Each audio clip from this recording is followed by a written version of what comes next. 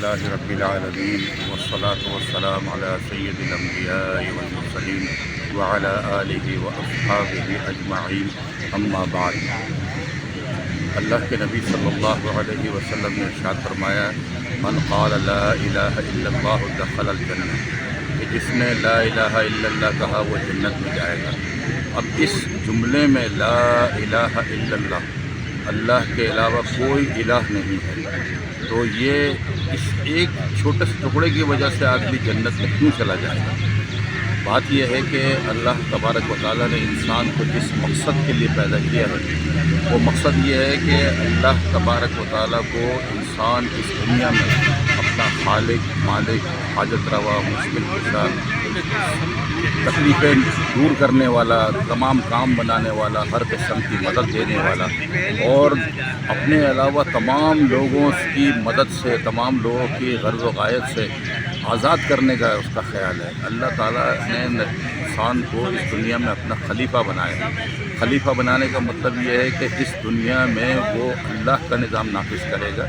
اور اللہ کی الہیت، اللہ کی جو صفت الہیت ہے، الہ ہونے کا جو اس کا حق ہے، اس کو لوگوں کو بتائے گا، خود بھی اس پر عمل کرے گا اور لوگوں کو بھی بتائے گا۔ تو الہ جو ہے لا الہ الا اللہ، اللہ کے علاوہ کوئی الہ نہیں ہے۔ ہم نارملی اس کا ترجمہ یہ کر لیتے ہیں کہ اللہ کے علاوہ کوئی معبود نہیں ہے، ہم معبود کہہ کے الہ کو معبود، عبادت تک محدود کر دیتے ہیں، جبکہ الہ ایک بڑا وسیع المفہوم لفظ ہے، اس کے بہت سے معنی ہیں، یعنی اللہ کی جتنی صفات ہیں وہ ساری کی ساری اس ایک لفظ الہ کے اندر پوشیدہ ہے، کہ وہی پیدا کرنے والا ہے، وہی موت دینے والا ہے، وہی رزق دینے والا ہے، وہی انسان کی تمام مشکلات کو دور کرنے والا ہے، وہی دعاؤں کو قبول کرنے والا ہے۔ یہ تمام حقوق اسی کے ہیں کہ دعا اس سے کی جائے، اسی کو حاجت روا مشکل کشا سمجھا جائے۔ اگر اس کے علاوہ کسی اور سے دعا کی، کسی اور سے غائب کے صیغے میں مدد طلب کی، یعنی وہ موجود نہیں ہے اور اس سے آپ مدد طلب کر رہے ہو، تو اس کا مطلب یہ ہے کہ آپ نے اس کو الہ تسلیم کر لیا، تو وہ اس بات کی نفی ہو گئی۔ لا الہ الا اللہ جو آپ اپنی زبان سے کہہ رہے ہو، اس کی نفی ہو گئی۔ لا الہ الا اللہ اگر آپ اپنی زبان سے کہہ رہے ہو تو اس کا عملی ثبوت یہ دینا ہے کہ اللہ کے علاوہ کسی کو حاجت روا مشکل کشا نہ سمجھا جائے، اللہ کے علاوہ کسی سے مدد طلب نہ کی جائے، غائب جو موجود نہ ہو اس سے مدد طلب نہ کی جائے۔ جو موجود ہے اس سے مدد طلب کرنا وہ الہیت کی نفی نہیں ہے، وہ تو وتعاونوا علی البر والتقوی، ایک نیکی اور تقوی کے کاموں میں ایک دوسرے کی مدد کرو۔ یہ تو ایک بین المسلمین اللہ تعالیٰ کا حکم ہے کہ میں اگر آپ کو پانی پلا رہا ہوں، آپ مجھ سے کہہ رہے ہو مجھے ایک گلاس پانی پلا دو، تو یہ مجھ سے مدد طلب کرنا نہیں ہے ان معنوں میں جن معنوں میں ہم اللہ سے مدد طلب کرتے ہیں۔ ہم اللہ سے مدد طلب کرتے ہیں اپنے تمام بگڑے ہوئے کام بنانے کے لیے، اپنی مشکلوں کو دور کروانے کے لیے۔ تو اس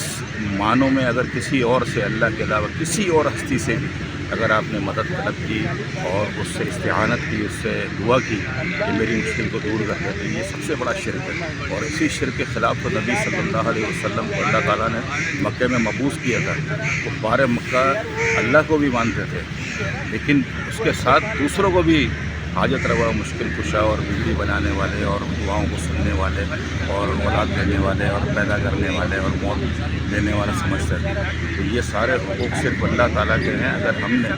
ان معنوں میں اللہ تبارک و تعالیٰ کو الہ سمجھا اور اپنی زبان سے کہا لا الہ الا اللہ، اور دل سے اللہ تعالیٰ کو اس طرح کا الہ سمجھا، تو پھر یقیناً وہ جنت میں چلا جائے۔ آمین۔ اقول قولی ھذا استغفر اللہ